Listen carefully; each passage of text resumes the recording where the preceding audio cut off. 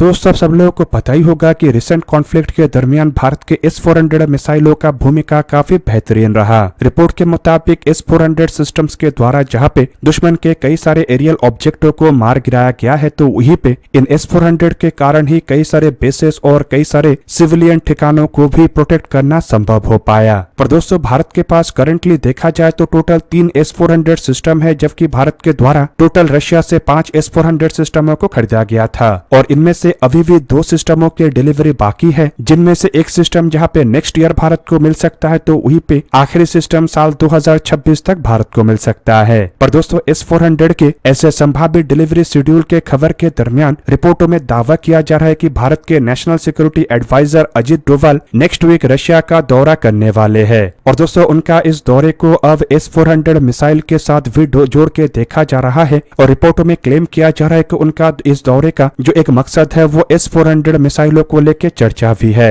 Report में ये भी क्लेम किया जा रहा है कि मिस्टर अजित डोभाल जो नेक्स्ट वीक रशिया जाने वाले हैं, वहां पे उनका चर्चा का मेन विषय होगा S-400 मिसाइल के जल्द ही डिलीवरी। मतलब उनके तरफ से रशियन गवर्नमेंट के सामने ये प्रस्ताव रखा जाएगा कि कैसे करके रशिया जल्द से जल्द बाकी बचे 2 S-400 का डिलीवरी भारत को कर सके। इवन दोस्तों रिसेंटली कुछ रिपोर्टों में ये तक क्लेम किया गया था कि भारत के द्वारा शायद रशिया से कुछ और S-400 सिस्टमों को भी खरीदा जा सकता है और जिस तरीके से S-400 के द्वारा इस लड़ाई में एक प्रमुख भूमिका निभाया गया है, उसके बाद अगर देखा जाए तो भारत के प्रोटेक्शन के लिए S-400 एक बेहतरीन ऑप्शन बना हुआ है। और दूसरी तरफ दोस्तों भारत के लिए अब खतरा लगातार दिन ब दिन बढ़ते जा रहा है, क्योंकि एक समय तक जहां पे भारत के लिए खतरा केवल मात्र पाकिस्तान और चाइना था, तो वहीं पे अब चाइना अपने फुटप्रिंट बांग्लादेश के अंदर भी काफी अधिक फैला चुका है और पाकिस्तान के मदद में टर्की और अजरबैजान जैसे देश भी खुल के आगे आ चुका है। और दोस्तों इसी कारण ये भी अंदाजा लगाया जा रहा है कि शायद अजित डोभाल के इस रशिया दौरे के दरमियान एडिशनल S-400 को लेके भी चर्चा किया जाए। मतलब भारत की तरफ से शायद एडिशनल S-400 मिसाइलों को खरीदने को लेके रशिया के सामने किसी तरीके का कोई प्रस्ताव रखा जा सकता है, या फिर कुछ समय पहले जो एक फॉर्मल रिक्वेस्ट का खबर आया था, वैसा किसी तरीके का कोई फॉर्मल रिक्वेस्ट रशिया के सामने अजित डोभाल के द्वारा भी रखा जा सकता है।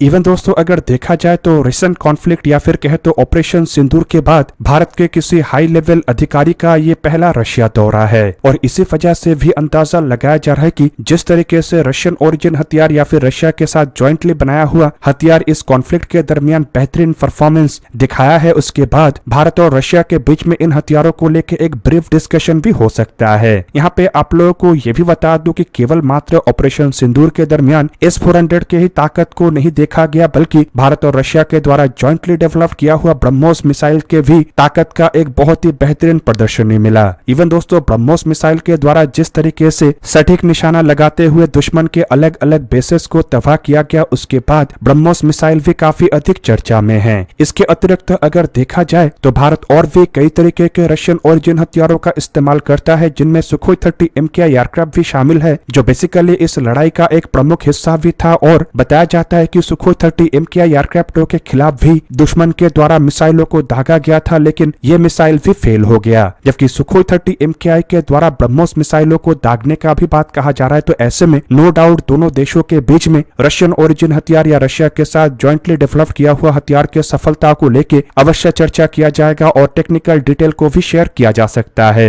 जिससे कि भविष्य में इन हथियारों को और उन्नत बनाया जा सके। यहाँ पे दोस्तों आप लोगों को ये भी जान के रखना चाहिए कि रशिया असल में P5 मतलब सिक्योरिटी काउंसिल के परमानेंट मेंबरों में से एक है। ऐसे में दोस्तों अजित डोभाल के इस रशिया दौरे के दरमियान उनके द्वारा भारत के प्रोस्पेक्टिव को भी रशिया के सामने रखा जा सकता है। खास करके ऑपरेशन सिंदूर का मकसद क्या था और भारत के द्वारा क्यों ऑपरेशन सिंदूर को अंजाम देना अति आवश्यक बन गया था, वो भी रशिया के सामने रखा जा सके, ताकि भारत पूरा दुनिया को यह दिखा सके कि पाकिस्तान के द्वारा किस तरीके से गलत हरकतों को पूरा दुनिया में फैलाया जा रहा है और किस तरीके से पाकिस्तान की इन हरकतों के वजह से साउथ एशिया और पूरा दुनिया एक तरीके से लड़ाई की तरफ आगे चला जा रहा है। दोस्तों यहाँ पे आप लोगों के जानकारी के लिए बता दूं कि भारत और रशिया के बीच में S-400 को लेके साल 2018 में एक डील हुआ था और इस डील में टोटल 5 S-400 को $5.5 बिलियन से भी अधिक लागत में खरीदा गया था। अब दोस्तों इस डील के अंतर्गत साल 2021 के अंत से मिसाइलों के डिलीवरी जहाँ पे शुरू किया गया, तो वहीं पे अभी तक मतलब साल 2024 के अंत तक भारत को 5 के 5 S-400 सिस्टम मिल जाना चाहिए था, लेकिन केवल मात्र भारत को अब तक 3 S-400 सिस्टम ही मिल सका है, जिनमें से बताया जा रहा है कि कुछ सिस्टमों का डिप्लॉयमेंट पाकिस्तान के साथ लगे हुए बॉर्डर रीजन में किया गया है, जबकि कुछ मिसाइलों का डिप्लॉयमेंट चाइना के साथ लगे हुए बॉर्डर रीजन में किया गया है।